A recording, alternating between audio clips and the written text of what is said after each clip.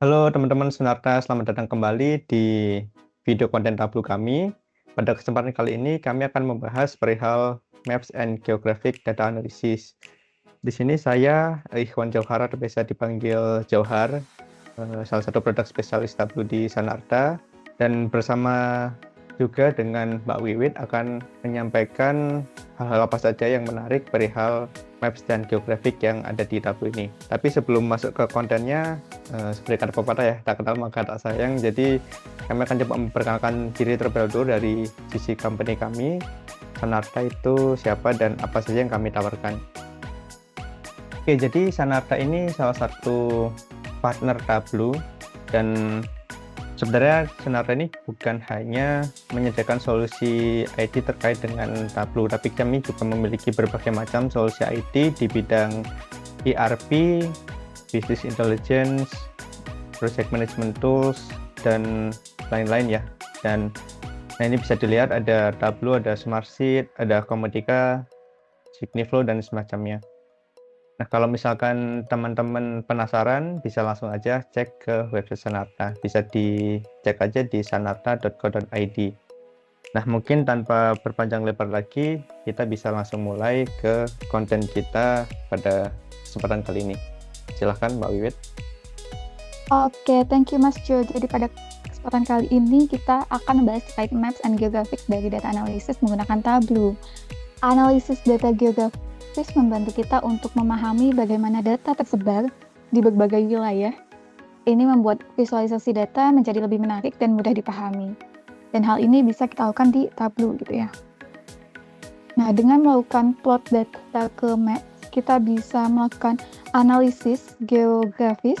Kita dapat memanfaatkan informasi lokasi atau geografis dari data untuk melihat distribusi di peta berdasarkan wilayah. Kemudian kita juga mengeksplorasi jenis peta yang ada di Tableau. Tableau mendukung berbagai jenis peta seperti simple maps, field maps, point distribution maps, dan lainnya sesuai dengan kebutuhan analisis kita nantinya. Dan selanjutnya yaitu dukungan dari longitude dan latitude. Jadi sepanjang kita punya data longitude dan latitude, kita dapat melakukan analisis geografis menggunakan visualisasi pada Tableau. Oke, terima kasih Mbak Wit atas penjelasan overview dari Maps and Geographic Data Analysis ini. Jadi memang di Tableau ini salah satu keunggulannya adalah kita bisa memplotting data yang kita miliki di suatu geographic map gitu. Dan tadi udah disampaikan ada beberapa macam juga tipe dari maps yang bisa kita buat di Tableau. Nah, tapi sebelum ke sana, Mbak Wiwit, apakah bisa dijelaskan kenapa kita meletakkan data-data kita di suatu gambaran maps? Itu kenapa sih, Mbak? Oke, thank you Mas Jo atas pertanyaannya ya. Kenapa kita perlu menempatkan data kita di peta ya atau di map?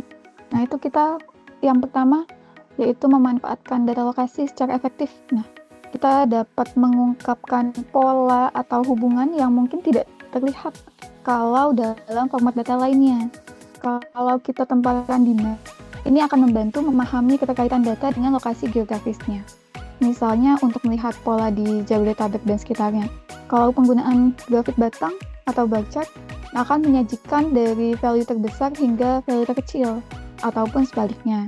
Apabila kita ingin melakukan analisa secara spasial, mungkin diagram batang juga tidak bisa memberikan gambaran yang komprehensif. Sementara peta memungkinkan pengecekan wilayah secara efisien. Jadi kita bisa langsung melihat di wilayah sekitar dari titik itu ya. Kemudian yang selanjutnya, meningkatkan presentasi data dengan peta. Jadi peta memberikan visualisasi yang kuat untuk menyampaikan informasi secara cepat dan jelas kepada audiens, terutama dalam konteks geografis. Jadi ketika kita melihat visualisasi, nah kita langsung bisa lihat tuh itu titiknya ada di lokasi mana. Nah itu akan mempermudah kita dalam membaca data geografis. Kemudian peta memiliki tujuan yang spesifik, yaitu untuk menjawab pertanyaan seputar spasial. Pemakaian peta dapat membantu menjawab pertanyaan terkait lokasi, seperti melacak sebaran kejadian atau distribusi di wilayah tertentu. Baik, jadi sangat berguna sekali dan informatif sekali ya kalau kita bisa menjabarkan data kita di suatu peta atau maps gitu. Mbak Wiwit, bisa tolong dijelaskan kapankah kita memerlukan mapping geografik ini dengan menggunakan data kita? Ya, pertanyaan yang bagus Mas Jo. Jadi kapan sih sebaiknya kita menggunakan peta untuk mewakili data kita ya, atau merepresentasikan data yang kita miliki? Nah, itu yang pertama ketika kita memiliki pertanyaan spasial. Jadi kita akan menggunakan peta ketika kita perlu menjawab pertanyaan-pertanyaan yang bersifat atau melibatkan lokasi, seperti melihat sebaran geografis atau pola distribusi. Kemudian yang kedua itu ketika kita ingin melakukan analisa perbandingan. Tentu perbandingan ini yang bersifat spasial juga untuk membandingkan antar cabang di berbagai kota atau kabupaten misalnya. Selanjutnya terkait dengan efisiensi, yaitu peta meningkatkan efisiensi dalam komunikasi data terutama ketika melibatkan elemen geografis. Selanjutnya data akurasi dan clarity. Visualisasi data pada peta membantu meningkatkan akurasi dan keterbacaan informasi yang kompleks. Jadi ketika kita melihat data kemudian kita ingin melihat persebarannya, nah itu bisa meningkatkan akurasi ketika kita menggunakan peta ya. Dan juga selanjutnya untuk mengurangi resiko salah paham atau misinterpretasi. Peta membantu mengurangi resiko kesalahan interpretasi dengan visualisasi yang jelas dan kontekstual. Baik, terima kasih atas penjelasannya Mbak Wiwit. Nah, berikutnya nih, tadi sempat di spoiler di awal kan, kalau kita bisa membuat berbagai macam tipe maps gitu ya di Tableau. Nah, apakah bisa tolong dijelaskan tipe maps apa saja yang bisa kita buat di Tableau yang mungkin menarik ya nanti kalau misalkan kita bisa membuat berbagai macam maps ini? Oke, thank you Mas Ju atas pertanyaannya. Betul, jadi di Tableau kita bisa membuat beberapa tipe maps gitu ya. Seperti yang tergambar di sini, yang pertama itu ada symbol maps, kemudian ada field maps, kemudian ada point distribution maps, dan juga density maps, kemudian ada flow maps, dan juga spider maps. Apa aja sih perbedaannya atau bentuknya seperti apa yang perlu di-highlight dari tiap-tiap tipe maps ini kita bisa coba buka aja tiap maps-nya. Nah, di sini ada symbol maps. Symbol maps itu menampilkan data kuantitatif dengan simbol untuk lokasi tersebut. Seperti misal kita ngeplot gempa bumi, nah itu juga possible kita lakukan menggunakan symbol maps. Yang di sini tercermin dalam bentuk circle atau lingkaran gitu ya. Kemudian selanjutnya ada field maps. Ini terlihat sangat berbeda ya dengan maps sebelumnya. Kalau field maps itu biasanya untuk menunjukkan data rasio, seperti misalnya akan menganalisa rasio tingkat profit mungkin di setiap kabupaten atau kota. Nah, jadi kalau untuk field maps tentu isinya full ya, dia tidak berupa titik-titik seperti yang sebelumnya. Kemudian selanjutnya ada Petra Distribution Maps. Di sini untuk mencari cluster visual data, bentuknya sama, titik-titik yang jauh lebih kecil, dia jauh lebih detail juga.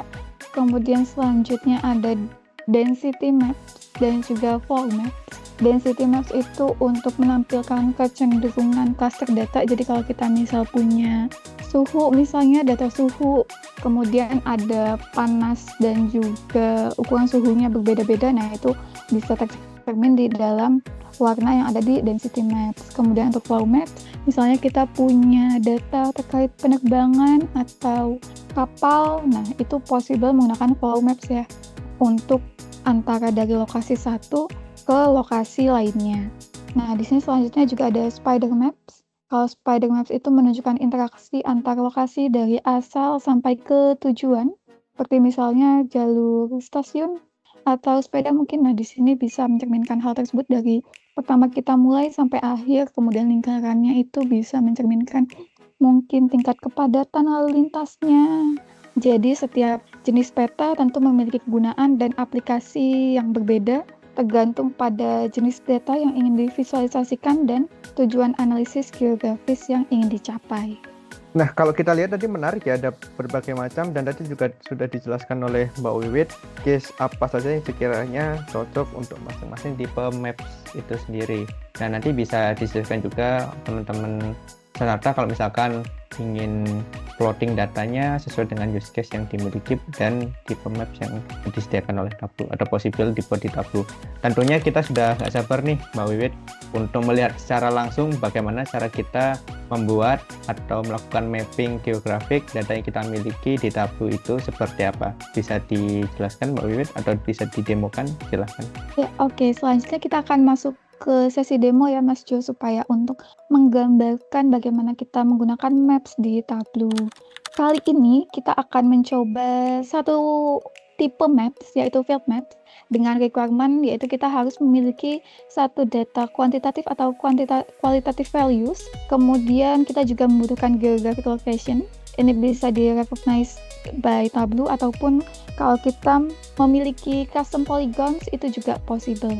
Di sini nanti kita akan melakukan analisa hingga kabupaten atau kota, sehingga geographic location-nya kita tidak memiliki custom polygons hingga kabupaten atau kota, sehingga hal pertama yang perlu kita lakukan adalah mendownload custom polygon yang ada pada link berikut. Kita klik aja linknya, nah nanti akan mengarahkan ke halaman ini.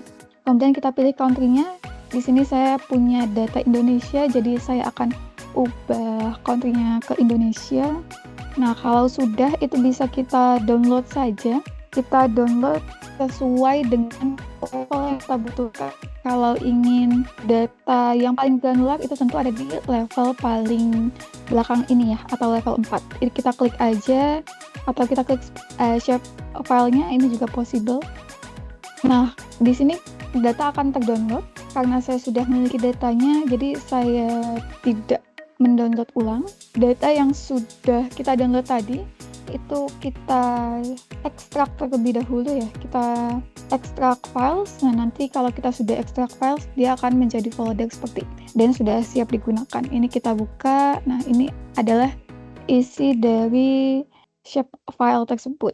Kemudian inilah data yang saya miliki, yaitu data terkait dengan sales atau data penjualan di Indonesia, dan ingin dilakukan analisa untuk mengetahui persebaran laba rugi di wilayah tertentu. Kalau kita menggunakan diagram batang, saya akan lebih sulit ya untuk mengetahui persebaran laba rugi di wilayah sekitarnya. Tapi dengan menggunakan geomap pada Tableau, pengguna dapat mengetahui persebaran dari value atau profit gitu ya, yang kita miliki. Kita buka aja Tableau desktopnya. Nah, di sini saya akan mengkoneksikan ke file Excel-nya terlebih dahulu dari yang saya miliki. Mungkin ini CSV ya. Kita ke text file kalau CSV. Nah, ini datanya sudah masuk. Kita akan coba membuat visualisasi dari data ini terlebih dahulu. Kita akan melakukan analisa, pertanyaan kita ingin melakukan analisa dari sisi provinsi. Kemudian akan kita masukkan cara profitnya. Nah, di sini profitnya belum masuk ke measure ya, yang ada di bawah atau yang berwarna hijau. Kita coba balik ke data source, kita coba use data interpreter. Data interpreter itu bisa membantu pengguna untuk memahami data apabila terdapat kesalahan pada saat mendeskripsikan field yang dimaksud. Nah, ini profitnya dia sudah berubah menjadi measure ya. Kita double klik aja.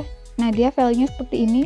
Ini agak kurang menarik ya kalau dilihat. Kita bisa ubah aja di show me, kemudian kita pilih yang maps di tengah ini. Nah, inilah yang disebut field map.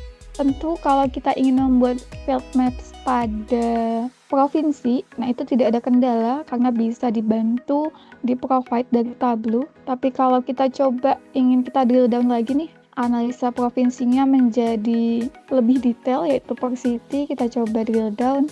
Nah, dia akan tampilannya menjadi seperti ini atau akan berbentuk simbol maps gitu ya.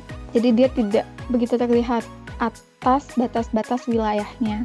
Kalau kita ubah ke show me, nah itu juga tidak possible ya. Ini sudah saya klik bagian maps-nya, itu juga tidak possible. Itu karena Tableau hanya memprovide hingga provinsi untuk negara Indonesia, jadi kita memerlukan tambahan data source lainnya. Kita tambahkan aja data source yang sudah tadi kita download yang berbentuk SHP, kita add, kemudian kita tambahkan spatial file, kita add yang GADM yang sudah berupa folder, bukan yang zip ya, yang sudah kita ekstrak. Kemudian karena kita ingin menganalisa dari kabupaten atau kota, kita perlu GADM yang kedua. Jadi untuk 0 ini untuk country atau negara, yang ke-1 itu provinsi, kemudian yang kedua itu kabupaten atau kota, yang ketiga itu kecamatan, dan yang keempat itu hingga kelurahan. Ini saya ingin menggunakan yang kedua, kita open aja. Kalau sudah, kita bisa relationship dengan GADM IDN yang kedua. Kemudian kita state apa sih penghubungnya antara data sales dengan data SHP ini. Tentu penghubungnya ada city, dan juga city-nya kita pakai yang kedua ya, name kedua. Kemudian ada provinsi, ada kota yang sama. Nah, itu kita bisa tambahkan aja terkait dengan provinsi. Di sini ada name 1. Kalau sudah, kita bisa masuk ke worksheet-nya kembali, kita klik aja sheet-nya, kemudian kita bisa double klik di geomap ini. Nah, begitu kita double klik, dia akan keluar sesuai dengan batas-batas wilayah kotanya. Kalau dirasa warna ini kurang beragam gitu ya, masih agak sulit dipahami, kita bisa mengedit dari sisi warnanya juga sebenarnya di geomap. Kita klik 2 kali aja, kemudian step color-nya di sini ganjil ya, karena ganjil jadi ada warna abu-abu. Kita ubah menjadi genap, kemudian kita ubah ke advance lagi supaya centernya 0. Nah, sini sebenarnya sudah 0, supaya apabila ada yang tidak profitable atau rugi, nah itu warnanya otomatis akan orange atau orange tua. Itu sesuai dengan seberapa banyak ia rugi, dan ketika dia profit atau laba, itu akan warnanya menjadi biru. Ini saya coba apply aja, nah dia akan bentuknya seperti ini. Sehingga kita bisa melihat nih, wilayah mana saja sih yang profit dan juga yang rugi gitu ya. Dengan maps ini kita juga bisa melihat, misalnya kita ingin melakukan zoom gitu ya. Nah, ini kita bisa zoom juga, bisa kita geser. Misal kita ingin zoom wilayah bagian sini. Nah, kalau biasanya kita melihat Jawa Barat, itu kita filter hanya Jawa Barat, tapi kita tidak akan bisa melihat di wilayah sekitarnya. Nah, kalau kita pakai maps, kita bisa lihat nih wilayah sekitarnya. Kayak misalnya ini di Jawa Barat ada beberapa yang tidak profit ya atau rugi, tapi di hanya di wilayah bagian sini nih yang orange, banyak yang orange-nya. Kemudian di wilayah sekitarnya itu justru profit. Nah, itu akan kita bisa lakukan evaluasi lanjutan terkait dengan geografis yang kita miliki. Ya, mungkin sudah dari sisi demonya. Baik, wah menarik sekali ya Mbak Wiwit. Ternyata di Tableau tadi disampaikan kalau memang kita bisa membuat field map seperti yang ditunjukkan oleh Mbak Wiwit saat ini. Namun ini lebih advance lagi, jadi kita bisa menggunakan data spesial, atau kalau kita punya custom polygon di wilayah tertentu gitu ya, itu kita bisa plotting juga ya Mbak Wiwit di Tableau. Jadi kita bisa lebih spesifik lagi menemukan wilayah-wilayah yang kita miliki datanya, dan pastinya akan lebih informatif lagi kalau kita memiliki data yang lebih detail seperti ini, untuk kita jadikan bahan evaluasi atau analisis lebih lanjut nantinya. Baik, terima kasih banyak Mbak Wiwit atas demonstrasinya. Nah, jadi dari Sanarta sendiri juga menyediakan hands-on virtual Tableau training for data analyst. Nah, di sini juga bisa teman-teman lihat untuk benefitnya ada apa saja, ada cukup banyak di situ ya. Dan sebenarnya untuk eksklusif promonya kita bisa lihat di sini sebenarnya sudah lewat ya. Tapi kalau misalkan teman-teman masih tertarik, mungkin bisa kontak langsung saja ke Mbak Yeti. Kontaknya juga ada di slide tersebut. Nanti barangkali bisa diselipin nih sama Mbak Yeti untuk ikut sesi hands-on virtual trainingnya. Nah, di sini juga bisa kita lihat untuk lebih detail lagi benefit apa saja yang kita dapatkan seperti yang ada di slide sebelumnya tadi ya. Nah, kalau misalkan ingin daftar langsung juga bisa ke link yang ada di slide tersebut. Nah, kalau teman-teman masih lebih penasaran lagi atau ingin mendapatkan informasi lebih lanjut lagi perihal Sanarta, teman-teman bisa hubungi di informasi yang ada di slide. Dan Ya mungkin cukup sekian ya Mbak Wiwit yang bisa kita sampaikan di kesempatan kali ini. Dan seperti biasa kalau teman-teman ada rekomendasi, saran atau request konten apa lagi yang ingin kita bahas, teman-teman bisa langsung saja isi atau komen di sesi atau di kolom komentar untuk konten ini ya. Nanti pastinya kami akan coba cek dan kita bisa pertimbangkan untuk bahas di konten-konten berikutnya. Baik, sekian penjelasan dari kami. Terima kasih atas kesempatan dan waktunya. Dan terima kasih semuanya.